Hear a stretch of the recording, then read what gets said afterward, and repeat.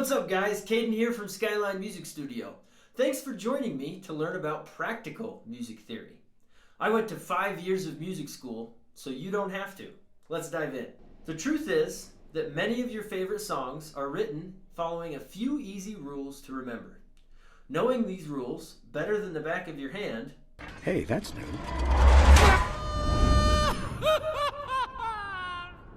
is a superpower for any musician because it makes it easy to pick up on the patterns in songs and learn things very quickly. I've learned 50 tunes for a gig in the span of a week thanks to the working understanding I have of these rules.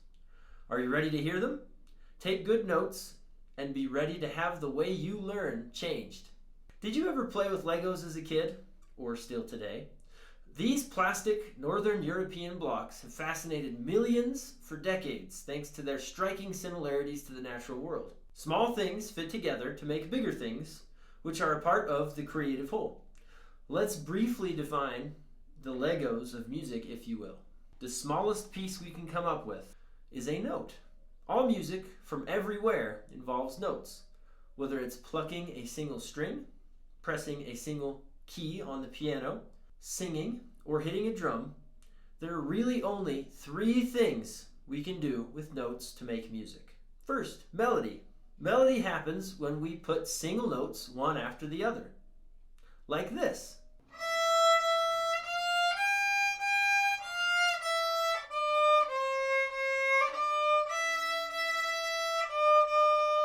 Second, chords. Chords occur when we play multiple notes at once, like so.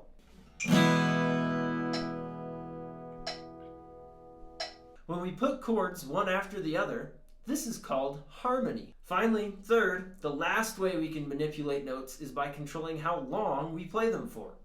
This is called rhythm, and it's measured in beats. All right, now that we have that out of the way, let's talk about the rules your favorite songs follow. In order to get a working understanding of the rules for melody and harmony used in pop music today, we have to go back. Way back.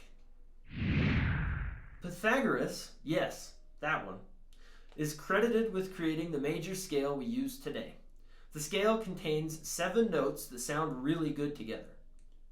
This concept is also referred to as a key.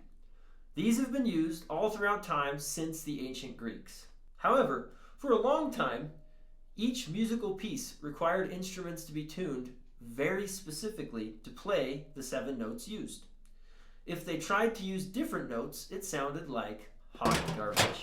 Eventually, folks got tired of this and they wanted to play in more than one key, leading Johann Sebastian Bach to compose his group of pieces, the Well-Tempered Clavier.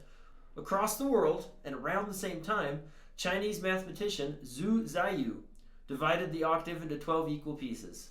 These bits of history come together to create how we view the organization of notes today. Equal temperament. History lesson over.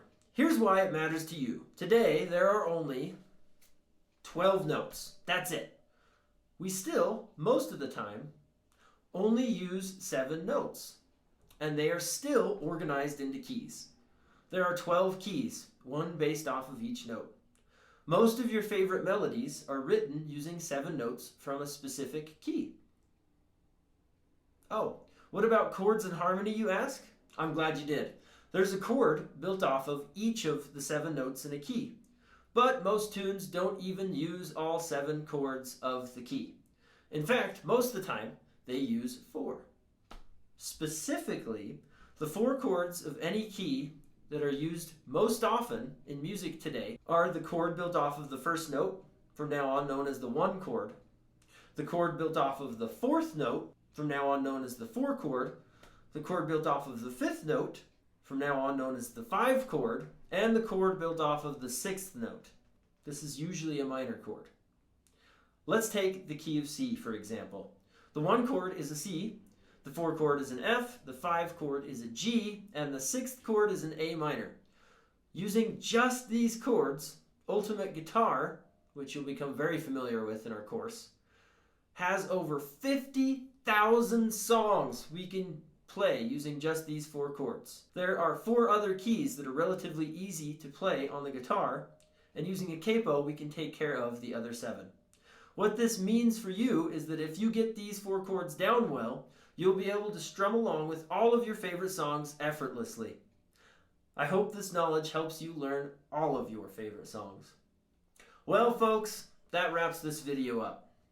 But if you'd like further guidance in your musical journey, we invite you to take our 12 Weeks to Campfire Strumming course.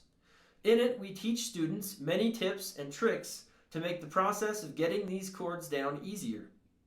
Provide ear training so that you can recognize what chords and strumming patterns you're hearing instantly, how to switch between chords effortlessly, and perhaps most important, we'll keep you accountable to your goal, all while using your favorite music to teach you.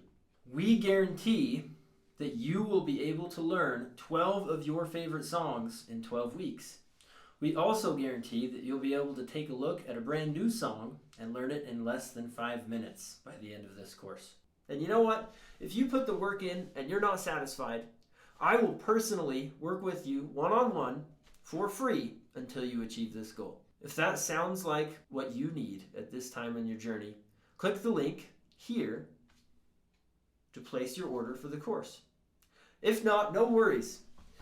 If you have more questions before you make a decision, please reach out via the Contact Us page on our website.